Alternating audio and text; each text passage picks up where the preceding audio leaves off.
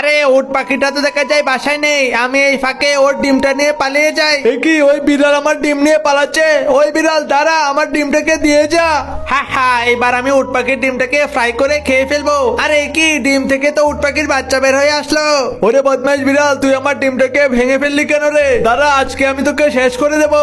কি উট পাখি তো দেখা যায় আমার দিকে আসছে, আমি ওর বাচ্চাটাকে নিয়ে জলদি এখান থেকে পালাই। ওরে বিড়ালের বাচ্চা, আজকে দেখ আমি তোর কি অবস্থা করি। তোকে মেরে একদম তোর হাড্ডি গুটি ভেঙে দেবো। দাঁড়া বদমাইশ, তোর শরীরে সবগুলো লুম আগে তুলে নেই, এবার বিড়ালের লুমগুলো দিয়ে আমি আর আমার সন্তানের জন্য দুটা জামা তৈরি করি। আরে বাহ, বিড়ালের লুমে জামা পরে তো আমাদের শরীরে সেই আরাম লাগছে।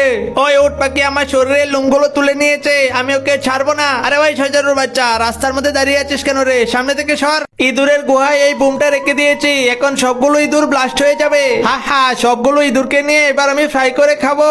ওরে বিড়াল, আমার সামনে থেকে তুই ইঁদুর নিয়ে যাবি? তা তো কখনোই হতে পারে না। হা হা বিড়াল, তুই তো শেষ, এইবার এই ইঁদুরগুলোকে আমি ফ্রাই করে খাবো। আরে বাহ, ইঁদুরের ফ্রাই খেয়ে তো সেই স্বাদ লাগছে।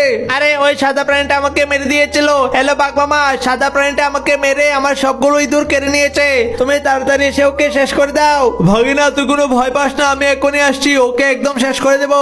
একই বাঘের শব্দ শোনা যাচ্ছে, দেখি তো বাঘটা কোথায় আছে। ওরে বাবা, বাঘ তো দেখা যায় আমার দিকে আসছে। দাঁড়া বাঘ, এই গলতি মেরে তোকে এখনই শেষ করে দিচ্ছি। ওরে বাবা, কি হলো? হা হা, বিড়াল আর বাঘ, তোরা তো আমার সাথে কখনোই পারবি না রে, এই মরুভূমিতে আমি রাজত্ব করব।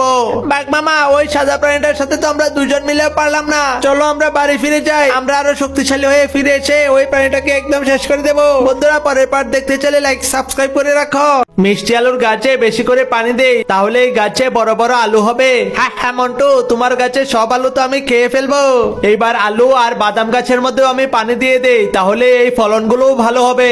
দাও মন্টু, বেশি করে পানি দাও। আর এদিকে আমি তোমার বাগানের সবগুলো ফল খেয়ে ফেলছি। এই যে মন্টু, তুমি তো বলেছিলে তোমার বাগানের সব ফলমূল আমার কাছে বিক্রি করে দেবে, এই যে নাও টাকা, এখন থেকে সব ফলমূল আমার। আচ্ছা দাদু, ঠিক আছে, আপনার যখন মন চায় তখন বাগান থেকে ফল নিয়ে চলে যাবেন। গাছগুলো উঠিয়ে দেখি তো গাছের মধ্যে কেমন ফলন ধরলো। আরে মন্টু, তোমার এই গাছগুলোর মধ্যে তো কোনো ফলই নেই, তুমি আমার সাথে প্রতারণা করেছো কেন? আরে দাদু, আমি কোনো প্রতারণা করিনি, এমনটা কেন হলো আমি তো বুঝতেই পারছি না। দাঁড়ান, আমি মাটি করে দেখছি আমার ফসলের জমির নিচে কি রয়েছে। এই যে দাদু দেখুন, এই ইঁদুরগুলো আমার সব ফল নিয়ে খেয়ে ফেলেছে। আরে ওই ইঁদুরের বাচ্চা, তোর কারণে আমি ব্যবসার মধ্যে লস খেলাম রে। দাঁড়া, তোদেরকে ধরে নিয়ে আমি এখনই পানিতে ফেলে দিচ্ছি।